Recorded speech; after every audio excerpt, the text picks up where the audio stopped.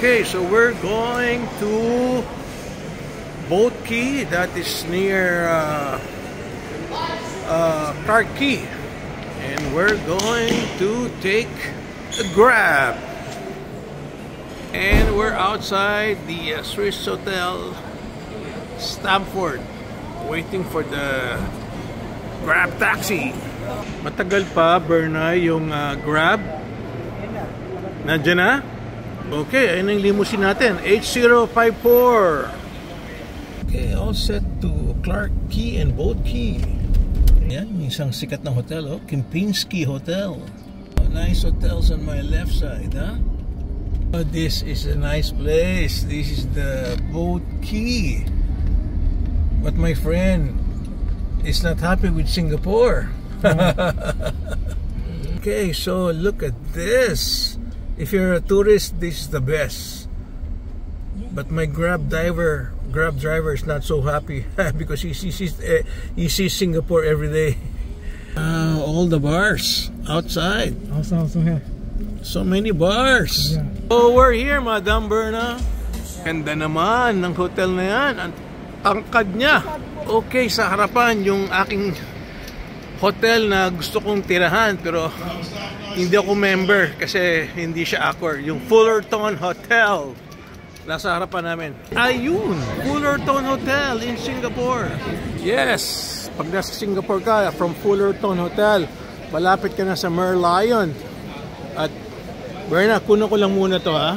Oh, wow, look at that. Yan ang ano, yan ang Boat Quay. At yung sa kabila is, ang tawag doon is Clarke Quay. Kaya na pag nasa Singapore ka, kailangan mabisita mo pareho, Boat Quay and Clarke Quay. Lalakarin mo lang. Ayan, oh, pwede ka pang mag-boat kung gusto mo. Yes, ang ganda. Ganyan kaganda ang Singapore sa gabi. Okay, Mama Berna, let's go and start walking.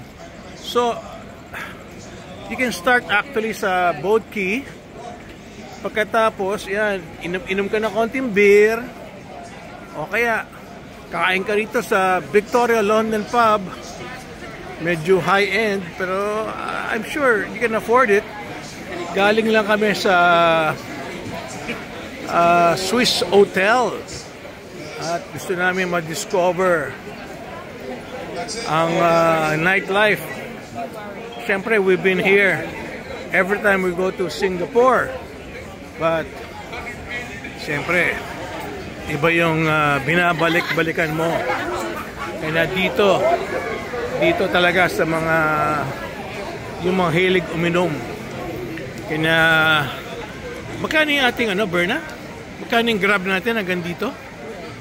12 lang, di ba? Kasi malapit sa Swiss Hotel. Kaya pag malapit yung hotel mo sa mga lugar tulad dito, mura lang. Oo. Magkano? 12 times 40? 400 pesos. Okay na rin. So, lakad-lakad ka lang. Kung ayaw mo uminom, okay din. Basta chill ka lang. Yan, no? Kaya kung gusto mo namang kumain ulit, tulad namin, kumain na. Ayan, magtanong ka na lang ng presyo. Tingnan natin, no?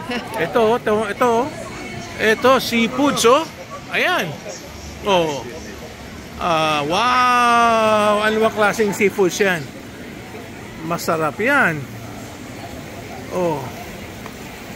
Dito talaga panay seafoods. Kaya kung gusto mo mag-explore ng seafoods, the best. Pero syempre, yung bayaran, the best din. Syempre, gusto mo ng seafoods, dapat hindi ka pwedeng kuripot. Oh, what kind of this is lapu-lapu, right? Grapu. Huh? Grapu. Grapu. Is that maybe 1 kilo or half kilo? 1 kilo. Yeah. 1 kilo. May I know the price? The 1 kilo? Is that take a look at? Yeah. Fish here. Yeah. Dragon garupa is 1-3 egg per kilo. It's a garupa is $10 per 100 gram. Oh, $10 for? Per 100 grams. So 1 kilo, 100. Oh, 100. Per Yeah, kg. yeah, yeah. It's a whole fish, very fresh, light one. Yeah, yeah. I'm so full, but surely I'll come back. Huh? Okay.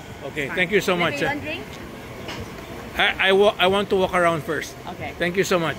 Okay. So, 100 Singapore.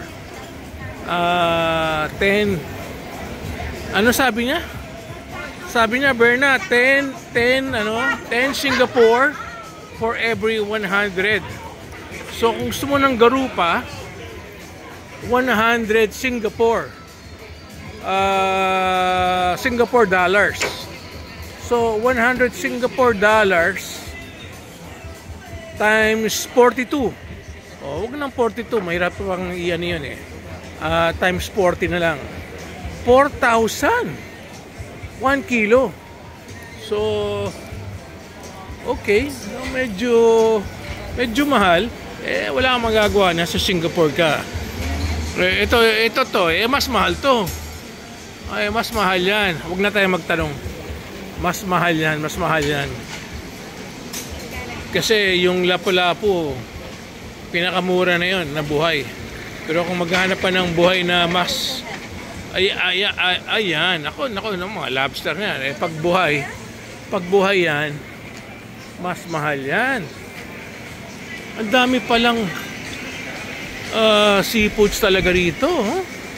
Kung talagang seafoods lover ka, marami kang makukuha ditong seafoods. Kain po kayo?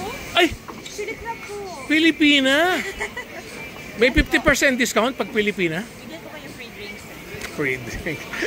Baka gusto niyo Ha? may may Oh, sige. Okay, ikot mo na kami ha. Thank you. Ayun, Pilipina pala yun, no? Pinay. Siyempre, maraming Pinay dito. Eh, siyempre, alam naman sa Pilipinas, mura sweldo. So, dito, bagsakan ng mga Pilipino. Mas malaking kita. Siyempre, sa bansa ng Pilipinas, mura sweldo. Mga $10 lang per hour. Dito, bagsak mo. Diba? Okay. So, that's it. This is the boat key. At yung sunod na lakad namin is the Clarke Quay.